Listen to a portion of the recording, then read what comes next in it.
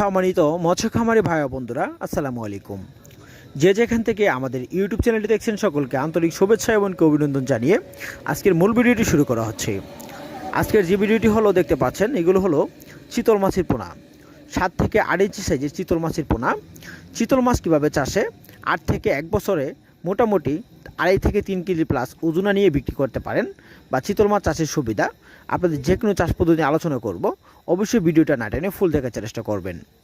সম্মানিত মৎস্য খামারি ভাই বন্ধুরা, চিতল মাছ চাষের ক্ষেত্রে এমনই একটা পুকুর নির্বাচন করতে হবে, যে পুকুরটা থাকতে হবে 40 শতক হতে 100 থেকে 150-200 জায়গার ভিতরেও জায়গার ভিতরেও চিতল মাছ চাষ করতে পারবেন।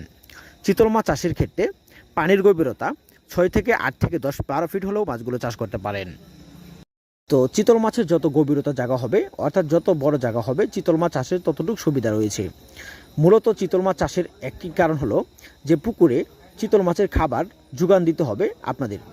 যেমন চিতল মাছের খাদ্য ছোটো ছোটো কানপোনা, পুকুরে থাকা প্লান্টন, জৈব প্লান্টন ইত্যাদি সকল ধরনের পোকামাকড় চিতল মাছ খেয়ে থাকে। অবশ্যই তারা জীবন্ত পরিমাণ খাদ্য খেতে ভালোবাসে।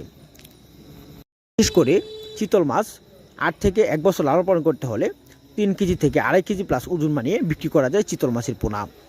আপনারা চিতল মাছ নিতে পারবেন আমাদের কাছ থেকে 1 থেকে 1.5 ইঞ্চি, 5 ইঞ্চি, 6 ইঞ্চি, 7 ইঞ্চি, 10-12 ইঞ্চি সাইজের চিতল মাছ সংরক্ষণ করতে পারেন। এখন যে চিতল মাছগুলো দেখতে পাচ্ছেন, এগুলো হলো নদীর চিতল মাছ।